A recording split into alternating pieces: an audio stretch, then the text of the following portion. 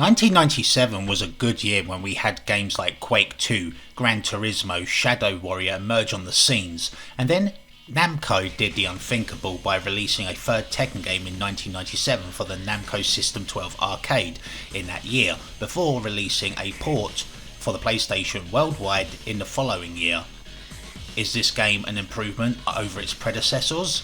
Is the game any good? Let's find out. Tekken 3 in itself is a 3D based fighter that maintains the same system like the previous two games that utilises 4 buttons which is assigned to a limb. X and circle are kicks while square and triangle are punches. As you can see, it is similar to the other 3D fighters of that generation, but unlike those games, it does not utilise a block button. However, unlike the first two Tekken games where it was more fixated on a 2D field of play, the game now emphasises a sidestep mechanic which makes it 3D. I actually found this to be a lot better in that respect because this mechanic offers a lot of complexity to the gameplay, and ironically I didn't use this as much because I was still treating it like it was the previous two games, but if sidestep is used more effectively, then it offers way more variety in how you play, and like the other two games, the jump has also been improved, making it feel less daunting than it would previously, and also majority of the characters now get reversals and combo throws. Graphically speaking, this is probably one of the best looking fighters on the system. Sure, 32-bit polygons don't look all that well compared to something like Tekken 7 or 8 for that matter, but damn, this is probably one of the most fluid animations of models that fighting games has ever seen. And if, like EX Plus and Virtua Fighter 2, the backgrounds are more or less like fixed still images and not rendered in 3D polygons. Also, due to the fact that this game is also interlaced, offering a decent resolution that runs in 60 frames per second. Roster wise, we have 7 returning characters from both Tekken 1 and 2, with the addition of 14 new characters, with 11 being unlockable and an additional 2 being alternate skins for characters like Eddie and Kuma if you press the button.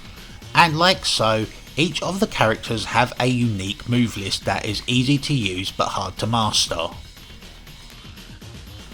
Mode wise, we have a standard mode like arcade, versus, practice and survival, which is kind of a staple I tend to notice in most of these games on this system, which is always a nice welcome.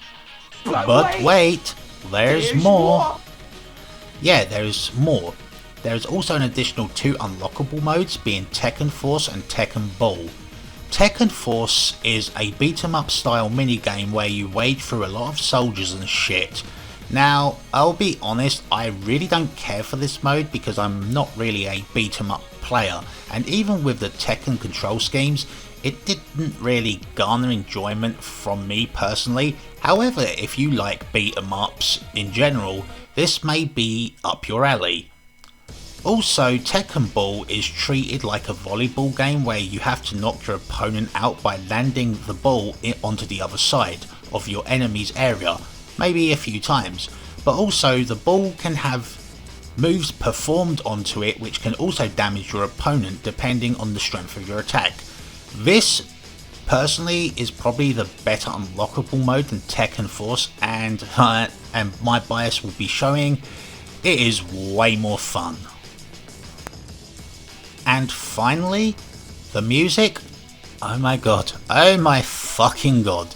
The music is one of the pinnacles of Tekken's in the early years, but however, this is probably more energetic than the last two, and it really fucking shows. And these were composed by 2 Namco employees, and I will apologise if they mess up their names, and these composers being Nobuyoshi Sano and Keiichi Okabe.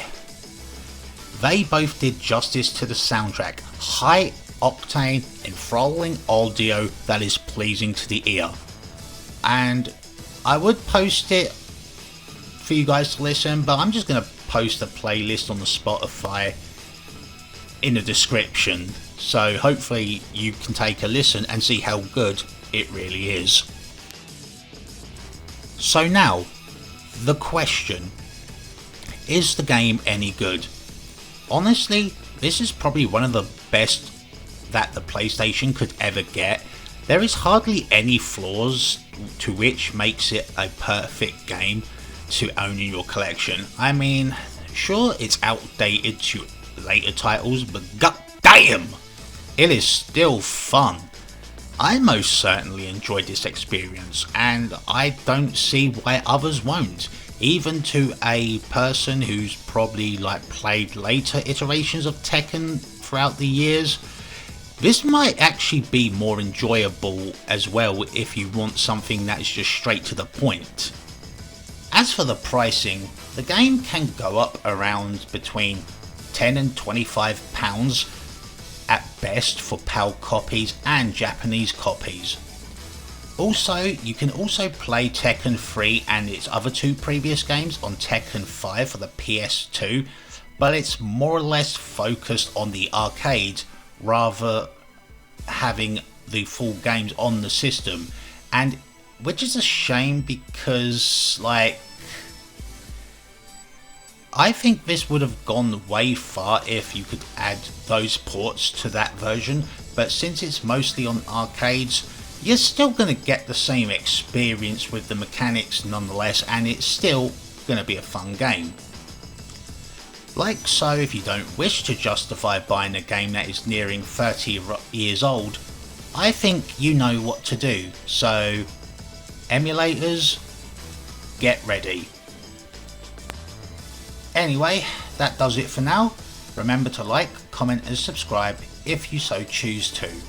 I've been Saku. Fuck off.